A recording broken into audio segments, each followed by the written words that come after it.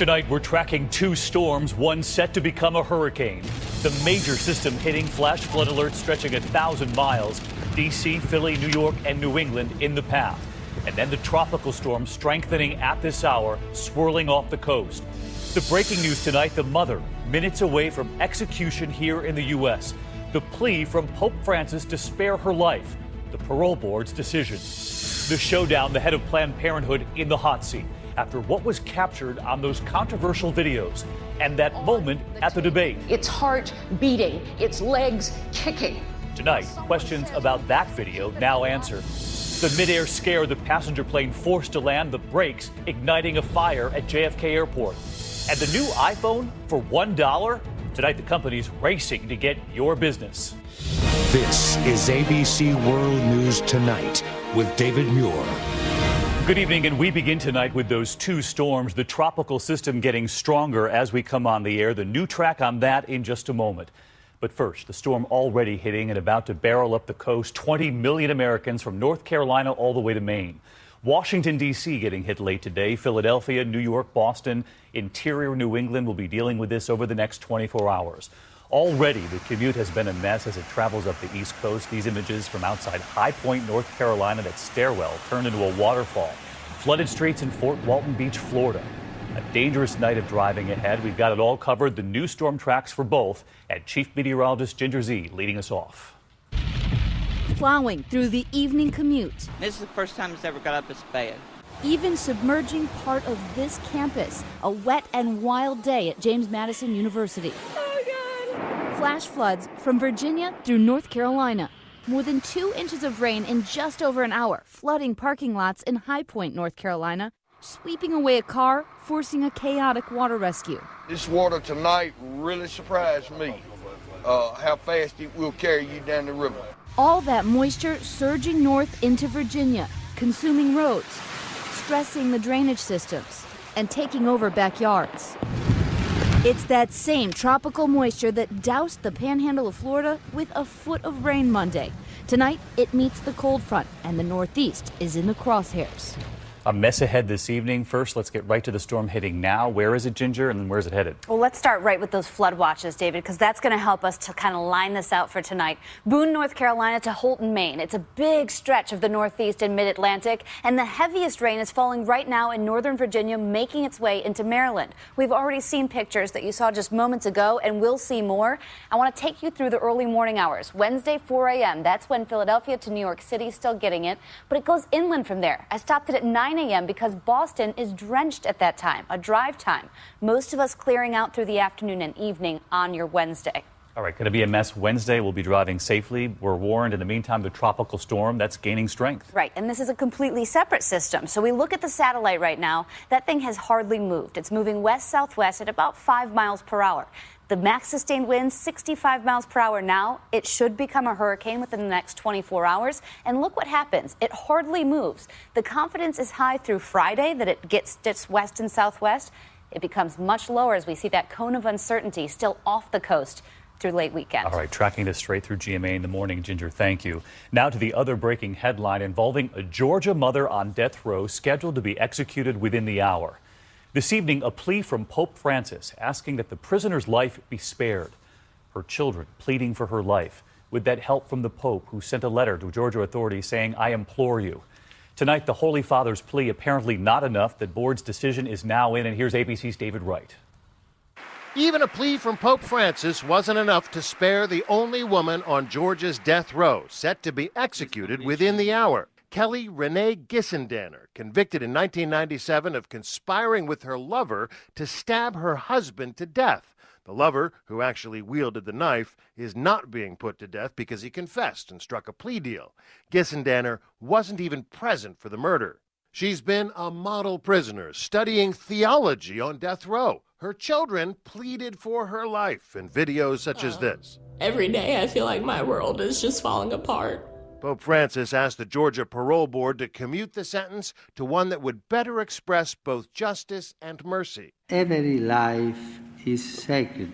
He opposes the death penalty in all cases, as he recently told Congress. A just and necessary punishment must never exclude the dimension of hope and the goal of rehabilitation. But the board declined clemency without explanation, clearing the way for tonight's lethal injection. She is the first woman to be put to death in Georgia in 50 years. David Wright, ABC News, New York. David, thank you. Now to the race for 2016, and tonight it is Bill Clinton versus Donald Trump. The former president is back amid his wife's slumping poll numbers. We started to hear from him this weekend, and tonight he's now coming out swinging, defending his wife and going further, taking aim at Donald Trump, calling the business mogul, quote, fact-free. But that isn't all, he said, and ABC's Tom Yamas covering every step of this campaign. Tonight, former President Bill Clinton taking on Donald Trump. You shouldn't be able to insult your way to the White House. For months, Trump's attacks on Hillary fast and furious. Easily. She's the worst Secretary of State in the history of our country. But now Hillary's husband is firing back, calling Trump fact-free. The day after you take the oath of office, it's yours. You can't level an insult or you're not in an episode of Survivor. You're actually supposed to show up and run the show.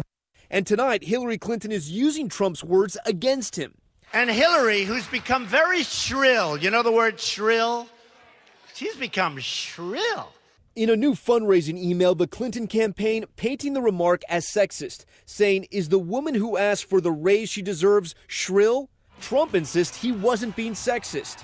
Tonight, the GOP frontrunner, whose new tax plan was praised by some Republicans, getting clobbered by a conservative tax group. The Tax Foundation saying Trump's plan would add more than $10 trillion to the deficit, something Trump denies. David, expect to see a lot more of Bill Clinton on the campaign trail. He's about to hit the road in support of his wife, raising money. He says he wants to let people know what she can do. David? Tom Yamas with us again tonight. Tom, thank you. And now to that showdown on Capitol Hill today. The head of Planned Parenthood facing questions for hours, grilled by lawmakers after those undercover videos recorded by anti-abortion activists of Planned Parenthood employees. It's been a flashpoint in the race for president. Carly Fiorina describing a gruesome video she watched herself. So tonight, how does Planned Parenthood explain those videos? And a reality check on the scene Fiorina described. Do we know where that video, where that audio is from? Here's ABC's Jonathan Karl now. The head of Planned Parenthood, now target number one for Republicans, endured a 5-hour interrogation today on Capitol Hill. Do you profit or make money on abortion services? There's potentially 4 federal crimes, and all I'm asking is, has the Justice Department contacted you? Republicans want to cut off all government funding of Planned Parenthood in the wake of a series of controversial undercover videos this summer from anti-abortion activists. Those videos claim to show Planned Parenthood officials discussing the sale of aborted fetal tissue. Today, Planned Parenthood President Cecile Richards called claims the group sells fetal tissue false. The outrageous accusations leveled against Planned Parenthood based on heavily doctored videos are offensive and categorically untrue. The Republican campaign against Planned Parenthood hit an emotional high point with Carly Fiorina in the last Republican debate. To watch these tapes, watch a fully formed fetus on the table, its heart beating, its legs kicking, while someone says we have to keep it alive to harvest its brain. This is about the character of our nation. Planned Parenthood has accused Fiorina of lying about the video. The anti-abortion group video does include a scene like Fiorina described, although the audio is edited from a different event. And today the group that made the video would not tell ABC News whether the fetus shown was actually from a Planned Parenthood facility. As for Planned Parenthood's funding, it receives $528 million annually in government money, which supports services like cancer screenings, treatment of STDs, and birth control. The group also performs abortions, but by law, none of the federal money it receives can go to abortion. In a new Pew poll, voters by a 2-to-1 margin say they favored continued public funding of Planned Parenthood. But David, a strong majority of Republican voters say they want to see the funding eliminated. All right, Jonathan Karl live on Capitol Hill. Always great to have you, John. We move on now to the UN tonight. In some rare moments, President Obama shaking hands with Iran's foreign minister. When the two ran into each other, the White House says it was unplanned. The first handshake between a U.S. president and Iran's top diplomat. since 1979. President Obama also making history with Raul Castro, sitting down with the Cuban president, the first time a U.S. president has met with the Cuban leader on U.S. soil in 60 years. And tonight, yet another meeting with Russian President Vladimir Putin. After that moment we showed you here last night, Putin the only one smiling in this image. Today, discussing how to combat ISIS in Syria, of course, very complicated because Putin supports Syrian President Assad. Meanwhile, an eye-opening new number tonight when it comes to Americans going overseas to join ISIS and other extremist groups. Authorities say they know of at least 250 Americans who have made the trip now. The concern, of course, their Western passports that will allow them back. So let's get right to ABC's Chief Global Affairs correspondent Martha Raddatz tonight, because, Martha, you pressed the chairman of the House Intelligence Committee on this very point. How do we keep our eye on those Americans? And let's listen to what he told you. Are you confident that we can track all 250? No, I'm not. And this has long been the concern about fighters that go into Iraq and Syria, get trained, and then have a Western passport and get back either into Europe or into the United States. And you believe they could get back into the United States? Absolutely. So, Martha, we heard it right there. He believes they can come back? He certainly does. And the 250 figure is more than double the number given last year, even though U.S. law enforcement has been making a major effort to track those being recruited by ISIS and others. There have been about 70 criminal cases brought in the U.S., but the report says Americans are being radicalized at an unprecedented speed and straining the abilities of law enforcement to monitor and intercept them, David. All right, Martha Raddatz has been tracking this for months. Martha, thank you. And a major development here involving American warplanes over Afghanistan tonight in the battle to retake a major city just captured by the Taliban. Those planes launching an airstrike in Kunduz today. Heavy fighting reported, the Afghan military sending in ground troops for a counterattack. This is the first key city to fall since the Taliban U.S. invasion in 2001. Back here at home tonight, the close call for a passenger plane flying from New York to Ireland. Pilots forced to land moments after takeoff, the brakes bursting into flames on the runway. The cockpit reporting a problem in the air, and ABC's Lindsay Davis on the investigation. The takeoff may have been picture perfect, but the emergency landing of this Aer Lingus flight at New York's Kennedy Airport is under investigation tonight. The 757 took off just after 7 last night from New York, bound for Ireland, with 115 people on board. But moments later, the pilot announces a major problem. We've lost our hydraulic system. 15 minutes after takeoff, the pilot turns the plane around. It touches down faster than normal, overheating the brakes and sparking a fire. Rescue 1, sir, had confirmed fire. One passenger said it looked like a sci-fi movie. It was a very bumpy landing. I was holding hands with my husband. After fire trucks doused the flames, passengers were all evacuated safely. The FAA is currently investigating just what went wrong with the hydraulics. Meanwhile, passengers are commending the pilot who told them until that moment he'd only practiced something like this in a simulator. David? Lindsay Davis tonight. Lindsay, thanks. Now to the American fugitive captured after almost 25 years on the run. He and his brother accused of kidnapping and torturing 2 young women in Oregon. His brother already behind bars. Tonight, John Walsh helping authorities track him down in Mexico. ABC senior justice correspondent Pierre Thomas talking with Walsh today. The nightmare began in this room 24 years ago. Young Oregon women kidnapped off the streets and raped for days. I was sure that I was going to die, and I was chained and shackled at my ankles and my wrists. The horror only ending when one freed herself and dove through a window to escape. It was directly across the hall from the bedroom where they kept me chained, and I knew that that was like my only escape. Since then, Paul Irvin Jackson, the man accused of these crimes, had been on the run after jumping bail. But tonight, Jackson is behind bars in Los Angeles, tracked down in Guadalajara, Mexico by the U.S. Marshals. Jackson was arrested with the help of a TV show and a familiar face now synonymous with catching bad guys, John Walsh. His show decided to feature the cold case, and a critical tip came in within 24 hours that led authorities to Jackson. This lowlife is finally going to face justice, and these women are going to get their day in court. Another one down, a really bad lowlife down. Jackson's brother Vance Roberts was on the run for 16 years before he turned himself in 2006 for his role in those heinous crimes. He's now serving more than 100 years in jail. Jackson likely faces the same justice. David? Pierre Tamas live in our Washington bureau tonight. Pierre, thank you. Now to a new health headline out tonight about calcium and women. A new medical review finds that taking daily calcium supplements does little to strengthen bones in women under 80. However, they say it does increase the risk of heart attacks, kidney stones, and abdominal pain. Only women over 80 and in nursing homes saw hip fractures decrease by 23%. We have more on our website tonight. Next tonight, we're going to take a closer look at the iPhone wars heating up. Apple's setting a record, selling more than 13 million new iPhones in just 3 days. Tonight here, the wireless companies fighting to sign you up.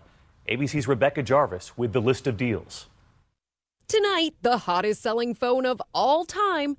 This is iPhone 6s. Igniting a price war. Get the new iPhone 6s at T-Mobile. Wireless carriers like T-Mobile, Sprint, AT&T, and Verizon competing for your business with a familiar approach. Slashing prices on phones to lock you into their monthly plans. They want you to sign a deal with them because then you'll be there for a year, maybe more, and you'll just keep upgrading. If you buy this iPhone 6s outright from Apple today, it costs $649. At Sprint, you can get the same iPhone for $1 a month, as long as you have an iPhone 6 to trade in. At T-Mobile, it's a little higher, $5 a month. But their offer is available if you trade in an iPhone 6 or the most current Galaxy.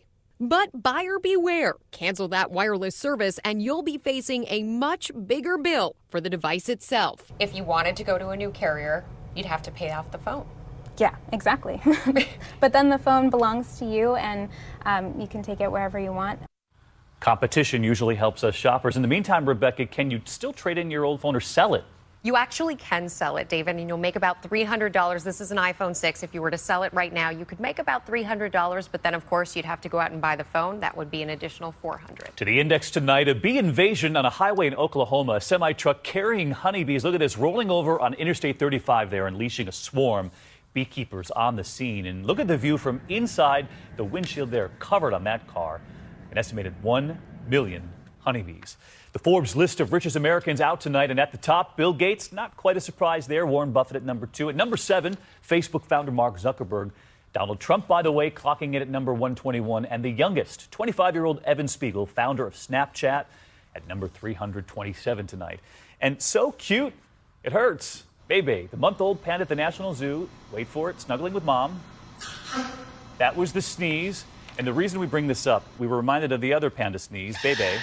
That was it. Startling mom. The video, by the way, of that sneeze watched by 218 million people tonight. Finally tonight here, the car that drives itself. No steering wheel. ABC's Neil Karlinski simply putting on the seatbelt. So how did it go? Here it is. It just pulled up all by itself. At Google's normally secret Google X facility in Silicon Valley, the future is now, and it comes in the shape of this little round bubble of a car. Google invited us to be among the first outsiders to ride in their prototype self-driving car, a ride like no other. We haven't gone very fast, although I can't tell you how fast we have gone because there's no speedometer in here. There's no controls at all. We were on a closed course for a 4-minute ride filled with obstacles meant to simulate the real world. This is what the car sees. Through a series of cameras, radars, and lasers, it identifies people, other cars, everything. Apple, Uber, and Tesla are also said to be working on next-generation cars. No steering wheel, just 2 seats and the hum of the electric motor. Feel free to text and drive, or take a nap for that matter. Not coming soon exactly, but according to Google, sooner than you think. Neil Karlinski, ABC News, Mountain View, California. Better Neil than us. We hope to see you right back here tomorrow night. In the meantime, have a good evening. Good night. ABC News, America's #1 news source.